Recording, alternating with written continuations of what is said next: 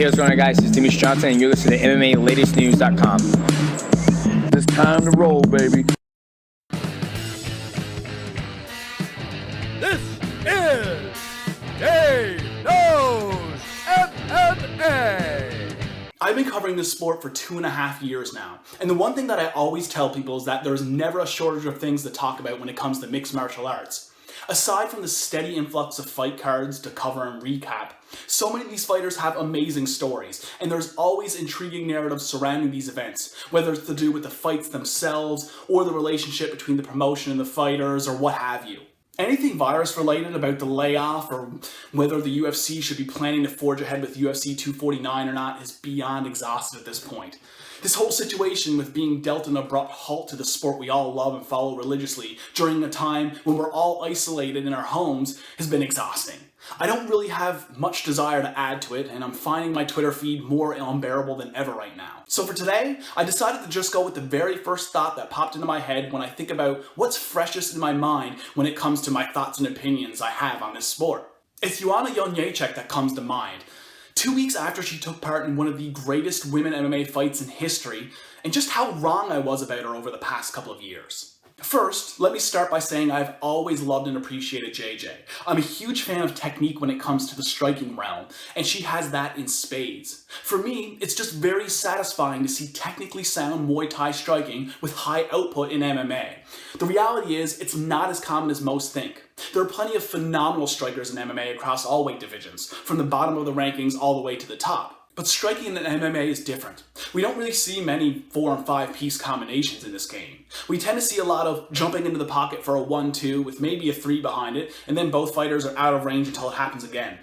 I recognize the reason for this is that it's not professional kickboxing we're talking about here, and there are a lot of factors in MMA that just make it too risky for a lot of these fighters to take those type of chances. But JJ was always the type to lay down the line with beautiful technique, with a high guard and steady attacks, and I always loved that about her. Aside from the actual fighting itself, I'll never forget the first time I became aware of her. It was 5 years ago this month in the lead up to her title shot against then champion Carla Esparza that I first took notice of this intense Polish girl, who during the media face-offs would tell Esparza to not hold up her index finger to the cameras indicating that she was number one, because it was Joanna who was number one. That media stare down was followed up by JJ telling Esparza side stage that she was going to wipe the smile right off her face on Saturday night. The intensity was so real and genuine. It even had then lightweight champion Anthony Pettis wide-eyed in surprise and caught off guard as he ascended the stairs to do a stare down of his own.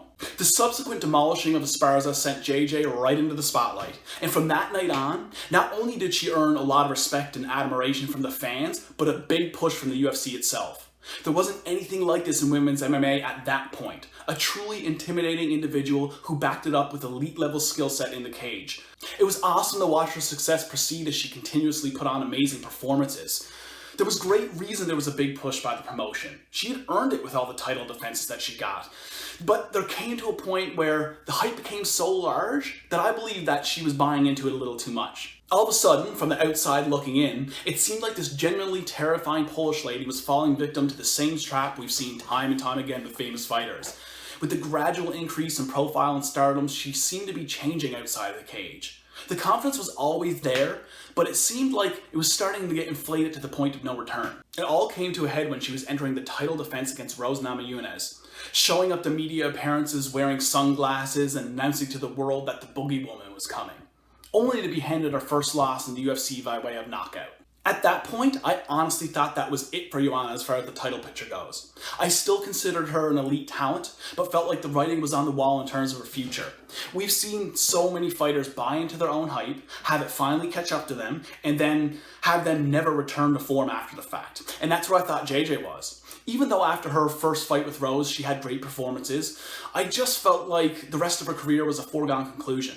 No question she would continue to make great money and be successful in that regard, but being at the top of the heap was a thing in the past. Well, I couldn't have been any more wrong about that one, as her fight against Zhang Weili was one of the most gutsy performances that I've ever seen. Despite the grotesquely swelling of her forehead and the damage that she sustained, she pushed forward and brought the fight to the champion like we've yet to see in this division. After taking those losses after being at the peak of her career, JJ went in there and showed where all the hype came from in the first place.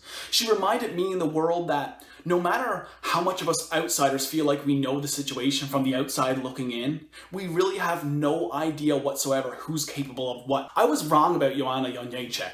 She is as much of a badass as she ever was, perhaps even more. Her profile as a professional athlete has changed a lot over the years, and no doubt she's changed as a person as well, but her skill set as a mixed martial artist and as a competitor is unwavering, and that fighting spirit that took her so far remains absolutely unchanged.